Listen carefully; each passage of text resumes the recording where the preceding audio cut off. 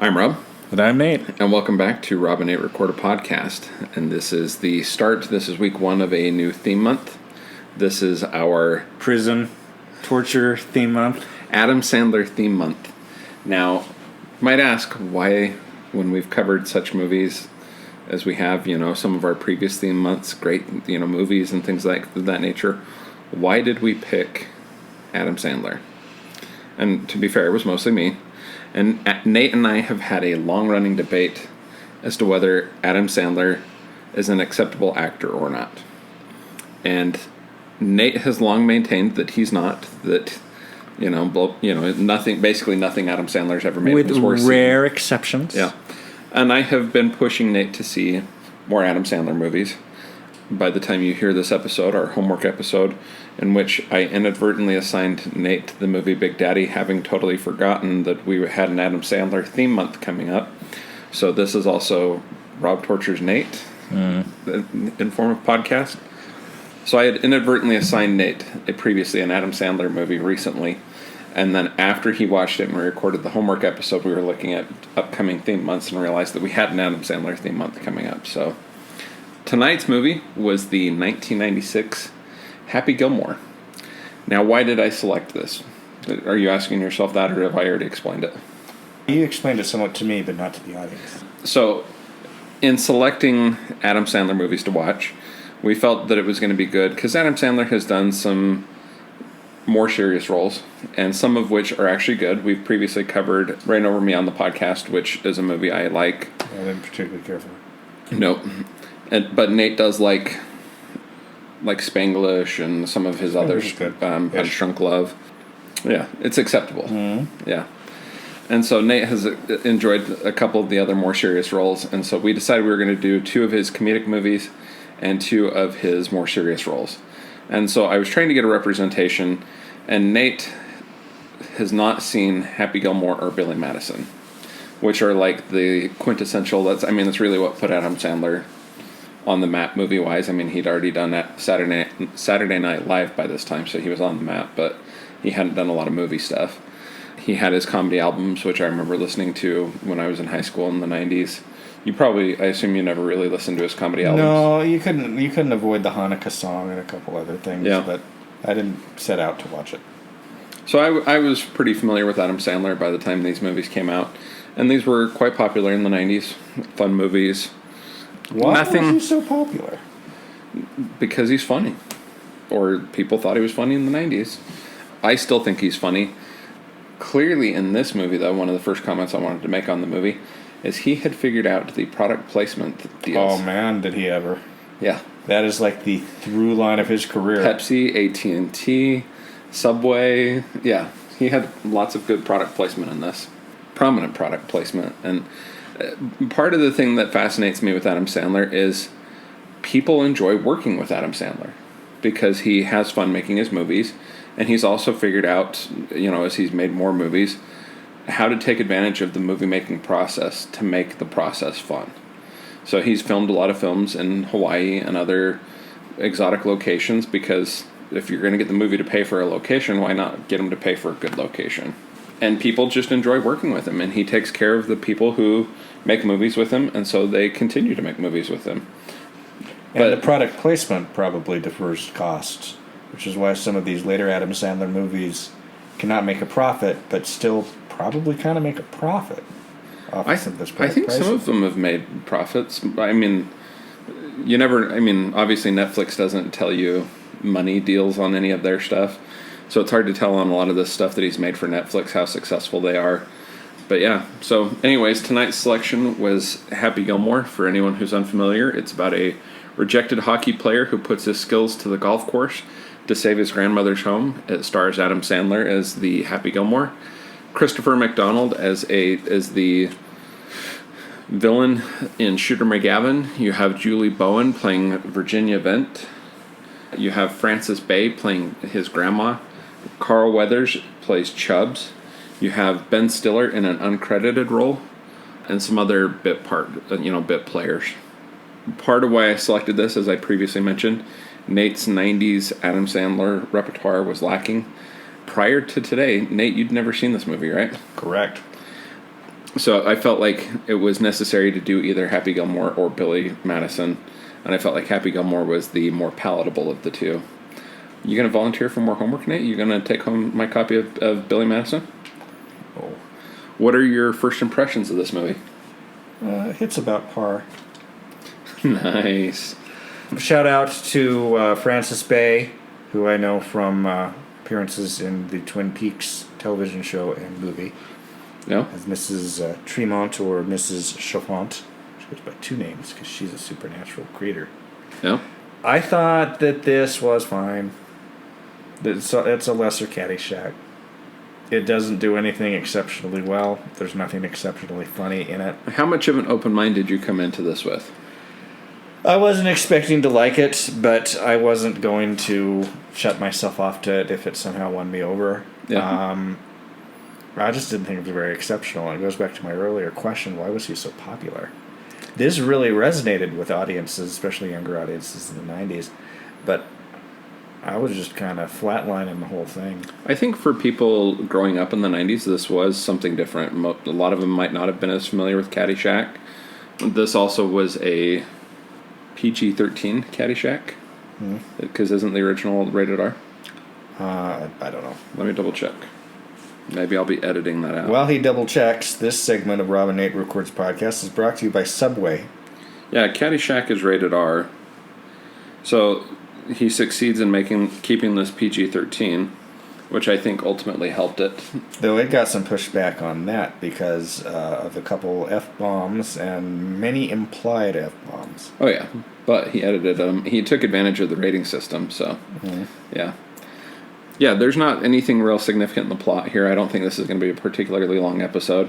If you're not familiar with if you're familiar with Happy Gilmore, you know everything there is you need to know about Happy Gilmore. So they introduced very early on in this kind of flashback telling you the backstory sequence that he grew up loving hockey with his dad who died because he was hit by a hockey puck. Yeah. And he just wanted to be a hockey player, but he was just too angry even for hockey, and he just would never qualify. And his grandmother's, who raised him after his father's death, her house is repossessed for back taxes, and they have 90 days to get $270,000 to buy back the house. And just by chance, I can't even remember how he gets involved in golf, but by chance. So they're moving his grandmother's belongings out of the house. And yes. One of the movers takes a break to, goof around with the golf clubs. Can't hit the ball very far. Makes a wager, says if you can hit your ball further than mine, we'll go right back to work. He hits it like 400 yards and breaks a window at the end of the street. So then it's a wager to see if he could do it again. The homeowner is out on the street and he hits the homeowner, and then it's double or nothing, and he hits the wife in the upstairs bedroom window, who falls out and down the roof. And yeah, it's just a bunch of bit humor things woven together with the loosest of story. Yeah, and then he starts to kind of bet people at a driving range, and he is discovered by Carl Weathers, who is a one-handed former golf champion whose hand was bitten off by an alligator at a tournament in Florida, and he wants to teach him how to harness his raw energy and strength to become a great golfer.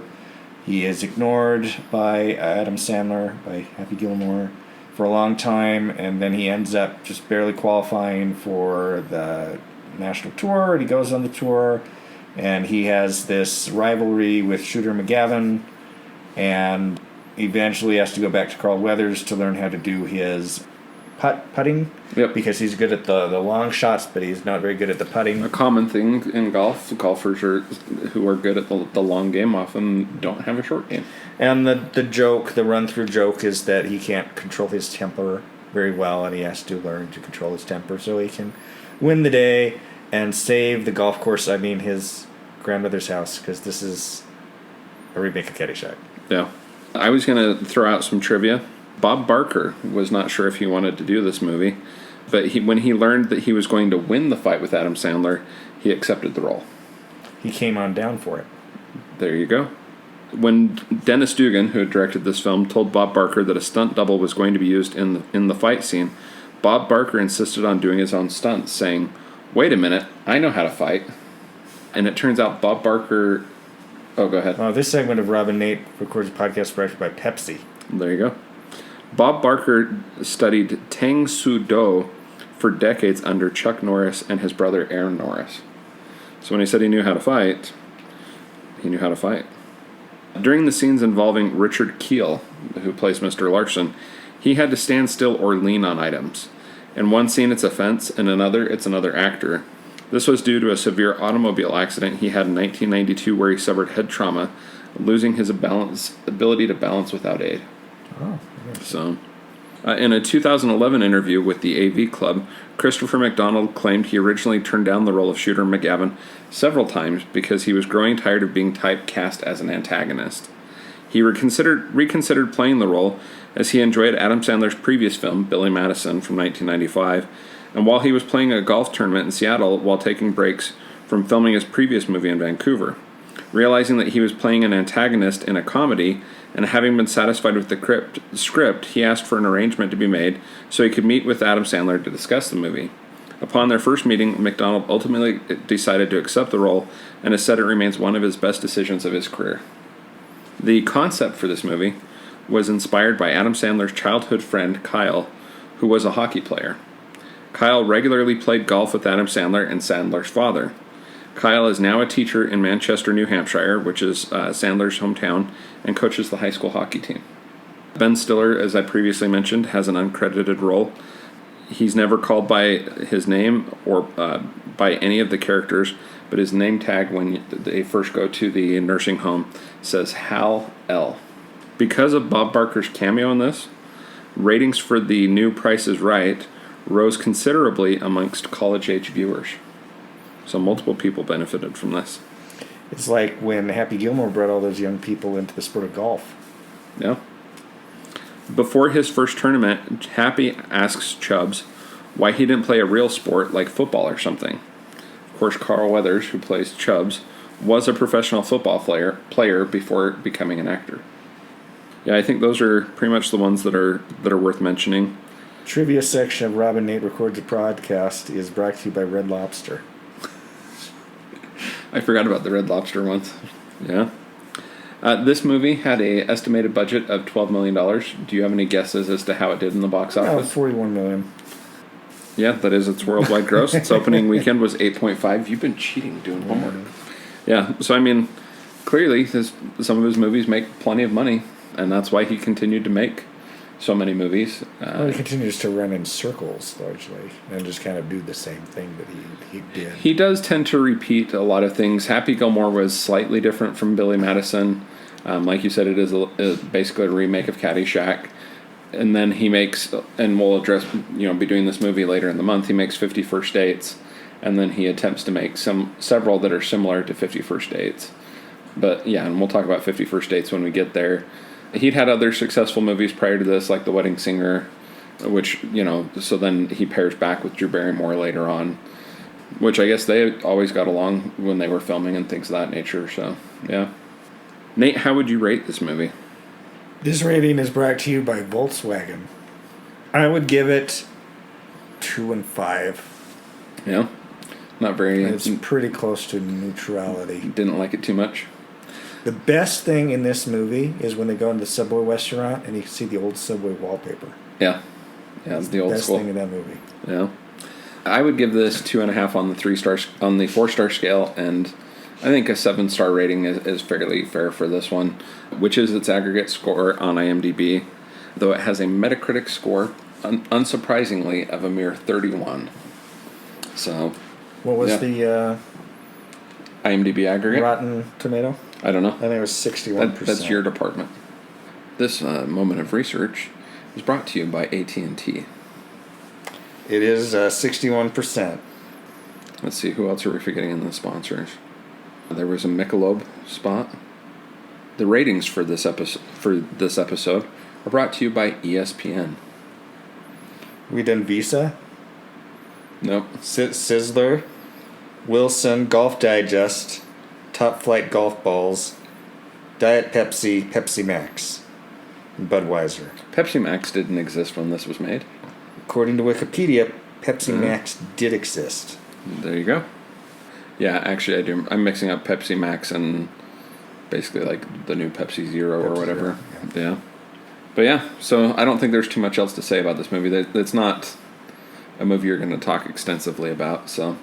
Oh, there was one other great thing for this movie. I got the origin for, must be Burt Reynolds or something. Yeah. There are a lot of quotable lines in this movie. You little son of a ball. Why don't you just go home? That's your home. Are you too good for your home? Answer me. I laughed at the ball going home. Or, you're in big trouble, pal. I ate pieces of like you for breakfast. You eat pieces of for breakfast? No. The way that he just repeatedly belittles the antagonist, I think that resonated with audiences, things of that nature. I gotta find one of the lines from Hal, from Ben Stiller's line character. This moment of research is brought to you by Sweatshop Quilts. Sir, can I trouble you for a glass of warm milk? It helps me go to sleep. You can trouble me for a warm glass of shut the hell up. Now you will go to sleep or I will put you to sleep. Check out the name tag. You're in my world now, Grandma. I think I used that line on you a couple of times. I've used it a few other times, but yeah. Now it's got quotable quotes. It's, in my opinion, it remains a fun, simple movie. I mean, if you're going into it with low expectations and just expecting to enjoy just a string of, a plot that all it works for is to string together the bits and gags, then you're not going to be disappointed. So, yeah. I'm Rob. I'm Nate. Actually, before I close out, what are you perhaps looking forward to in this theme month? I don't want to spoil it. Okay. Well, I'm Rob. I'm Nate. And this is Rob and Nate Record a Podcast. This podcast brought to you by Product Placement. And they're off. Well, we changed environments again, so I have to do levels real quick. So, get it back to this location levels. Okay. So, that works. Clubhouse levels were different than here. Mm-hmm. Yeah. Okay, you feeling ready for this? Were you ready for tonight? As ready as you were going to be? My shrugging my shoulders doesn't produce waveforms. No, it doesn't. I wish it had been Coke instead of Pepsi. You enjoyed doing the product placements, huh? I did. Yeah. Maybe one of them will sponsor us. No, just kidding. Actually, where was one of the other podcasts I listen to? They keep making that joke, and they're like, they'll just make up ads for people, and they're like, well, maybe they'll give us some money now. It's Smartless, which is Sean Hayes, Will Arnett, and Jason Bateman. Oh. Yeah. So sometimes they'll just make up a thing and like be like, oh, maybe we can get some money out of them now. So what was your biggest disappointment tonight? Do you feel like you wasted your time tonight? No, it was fine. You can check it off your cultural repertoire. Fine. I almost think we should have gone for Happy Gilmore because I think maybe... You mean Billy Madison? Billy Madison. I think me being mad might have been more entertaining than me being The show could have been brought to you by my anger. Let's settle this one way. Would Chris Farley having pretend to have been an attractive woman and rubbing his nipples been enjoyable to you? Not as such, no. That's one of the highlights of funny bits of that movie. So, yeah. You know the plot of Billy Madison, right? Yeah, he has to go through. He never graduated from high school, or so he has to go start over and go K through 12, yeah. and in really short to get an inheritance. Yeah. Man, these plots. And so, but one of the teachers in his elementary school, is who of course is ridiculously attractive, is on his side and is trying to help him through it. And so, at one point, she helps him study. It's kind of like it doesn't work because he's not getting the answers correct, but it's like a strip tease, with homework. If he gets the answers right, But then, he's doing it again the next day, but it's Chris Farley in the role of the teacher. And so every time he gets a question right, Chris Farley's taking off an article of clothing. So I did think it was funny very early on. They more or less threw this gag away when the first girlfriend leaves him. Yeah. And he kind of begs to keep her, and then he goes because she thinks he's not going anywhere. And then, of course, he gets a better girlfriend later on, which is expanded in... Big Daddy? Yeah, quite a bit. I mean, it's he is not afraid to borrow from himself. Yeah. Did we talk box office when we did our homework on Big Daddy? On Big Daddy? Yeah. I think we did. Okay. Yeah, I mean, they kept making movies with him because they kept making money. So, I mean, what did I say the budget was on this? 12 million. Yeah, 12 million, and you get 41 in return. So, you made 20-some-odd $1 million. There's not too many people who are going to be disappointed with that. Red Letter Media has, I think it's a 2-part video about how the Adam Sandler movie Jack and Jill is just a big scam. Like, it wasn't intended to make any money. It was just intended to pay themselves based on corporate sponsorships. Yeah. And that slippery slope started slipping back in 96. This moment of editing from the podcast brought to you by Shame. That will stay in.